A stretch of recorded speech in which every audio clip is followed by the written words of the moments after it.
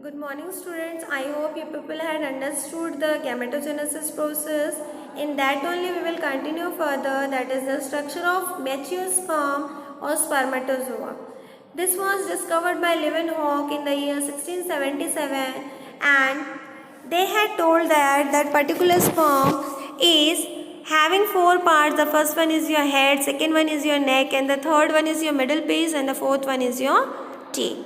Okay children, so let us see the structure. This is your head. Head will consist of the outer layer known as your periacrosomal cytoplasm. Then inside acrosome will be there. One head capsule will be there, that is going to be covered. Inside that so many nucleus will be there.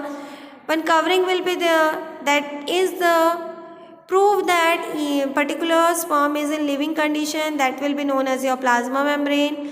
Then children, sometimes mitochondria will be present, then middle piece, then after that mansheet, then after that proximal centriole, tail like thing will be there, then distal centrioles will be there, so many mitochondrial spirals. So this figure B and figure A, that one figure A is the magnified view of figure B. Okay children, so you can see that how mitochondrial spirals are present here in a slanting manner. Then inside that ring central will be there and thick fibers are there. I hope this structure is clear. Only children, generally the diagram used to come for the exam point of view. This diagram is very important. Sometime it may ask the description that what all parts are present in that structure of sperm. Okay. Then see children, next one, oogenesis. As last class we had studied about the male, today we will learn about the female. Oogenesis is generally carried out in the female, and in this the formation of ova from oogonia is going to take place, and it will have three phases. The first one is your multiplication phase. Definitely here the cell will divide. Second one is your growth phase. Third one is your maturation phase. First we will see the multiplication phase.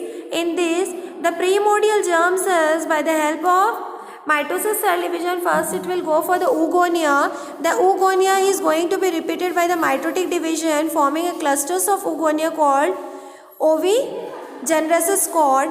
And during this time what happens children, the germinal epithelium cells will present and it will develop oocytes. Definitely in oocytes a clusters of ova will be produced and it will be known as your primary oocytes. After that what happens children, these primary oocytes are going to form the follicle cells and that will provide the nourishment to the primary oocytes further. Next one children, the growth phase. In this what happens, the primary oocytes will be very long and it varies few days to many years. Okay, it can be carried out for long times, and during that time the best ovulation period for the hen is 6 to 14 days and for the frog is 3 years, and for the woman it will be are present at the time of birth, but no one grow till the attainment of the puberty, that is 12 to 14, up till approx 40 plus they can give birth to the offsprings.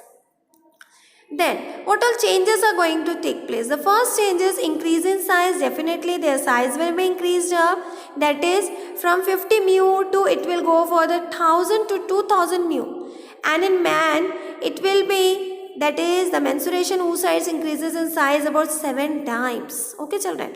Then here the accumulation of reserve food material will be definitely protein, fats. Okay. Then due to the heavy weight it will be usually concentrate, and a lower portion of egg is forming the vegetative pole. Okay. See the children, see this particular figure. Okay, before the figure let us continue the explanation part. Then mitochondria number may increase.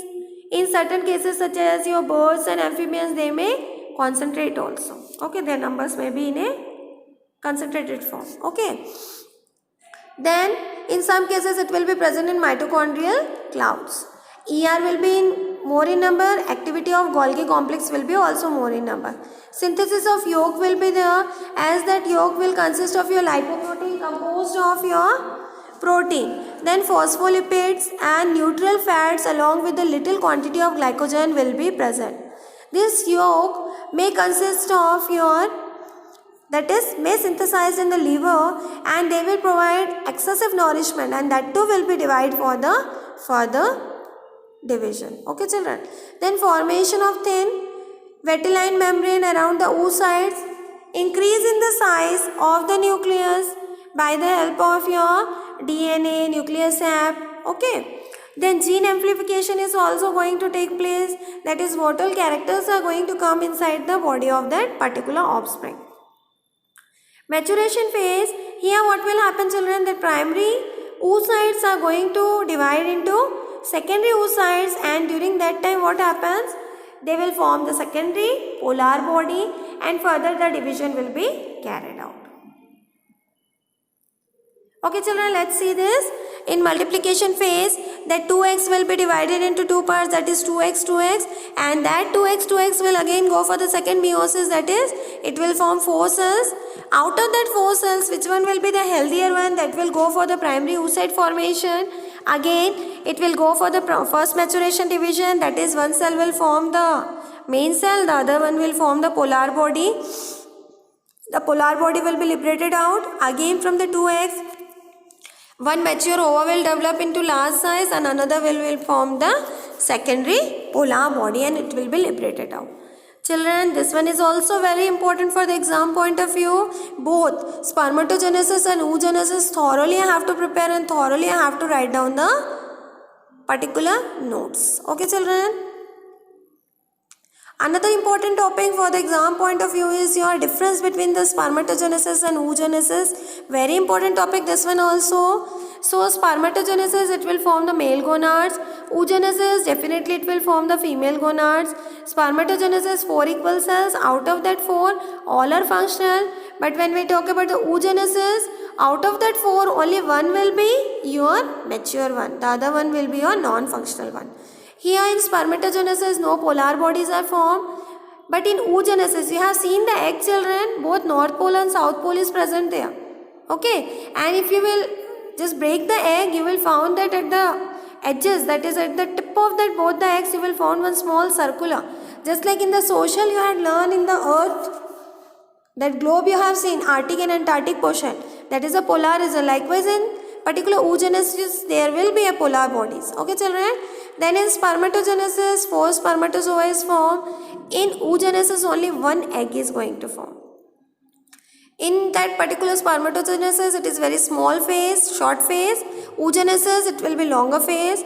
Then mature sperms are very small, motile and active. In this oogenesis, they will be large, non-motile. They can't move from one place to another. And they will be always receptive in nature. Means they will have one fixed position. And the sperm will migrate and they will come towards the ova. Then children, in spermatogenesis, no yolk formation is going to take place, but in oogenesis, there will be yolk formation. Okay children, I hope these all topics are clear. Next class, we will continue with the next topic. Okay children, prepare the notes, topic wise you have to prepare, and this all what I had taught, that is 1 or 2 topics I am covering every day, and very important topics I am covering.